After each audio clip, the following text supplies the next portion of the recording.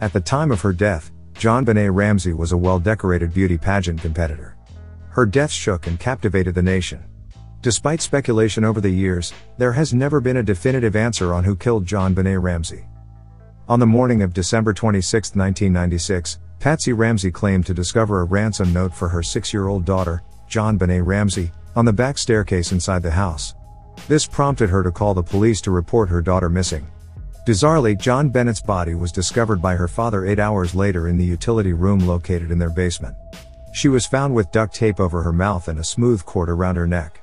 It is widely reported that the crime scene was heavily compromised by people arriving at the scene. The police later claimed they had not searched the house because there was no reason to believe JonBenét was in the house. Her death was ruled a homicide. The autopsy found that JonBenét was bludgeoned to death, while the country coroner ruled that she died from asphyxiation caused by being strangled. A paintbrush from Patsy's hobby kit was used to tighten the rope that strangled her. Additionally, DNA that belonged to a single unidentified man was found on her long johns and underwear. There were also 2 sets of unidentified footprints at the scene, as well as a rope found near JonBenét's bedroom that did not belong to her family. If somebody broke into the house, they did so cleanly. There were no footprints in the snow outside the house or signs of forced entry. The ransom note requested $118,000 in exchange for JonBenét. The exchange would take place the next day, December 27, between 8 and 10 a.m. The letter was signed SBTC, initials that still remain a mystery. A few things stood out about the ransom note. The first was how specific the amount was, since it was close to the amount John Ramsey received as a bonus that year. However, the most chilling fact about the note was that it was written with pen and paper from inside the house, which brought a lot of suspicion onto the integrity of the note.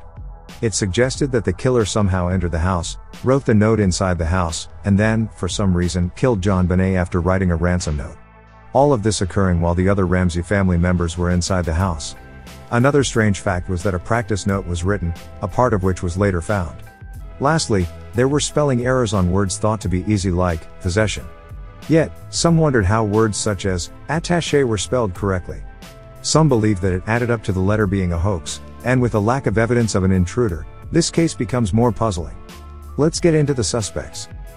JonBenét's parents and brother were the first suspects. In the early stages of the case, they were under heavy scrutiny given the suspicions of the ransom note's authenticity and the little evidence to suggest an intruder. The actual person responsible for the murder varies depending on who is theorizing. A recent television program claimed that police speculated that Patsy accidentally killed her daughter. That same television program posited that JonBenét's older brother accidentally killed JonBenét as well. But handwriting analysis ruled out John Ramsey as a suspect and Patsy inconclusive. Investigators believe that the evidence was more consistent with child abduction and murder by an intruder.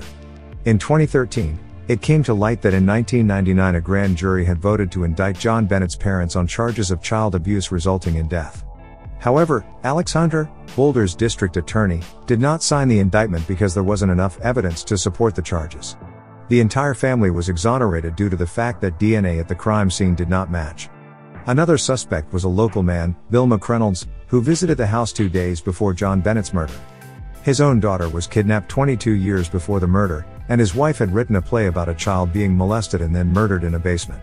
According to the Denver Post, McReynolds felt close to JonBenét. He even brought a vial of glitter gifted to him by JonBenét into heart surgery and asked his wife to mix the glitter with his ashes if he were to die. But beyond these sensationalized details, there was no concrete evidence to suggest that McReynolds was the murderer. Which brings us to our next suspect, Gary Oliva, who lived a few blocks away at the time of the murder. In 2000, he was arrested on unrelated drug charges but was found carrying a photo of JonBenét in his backpack.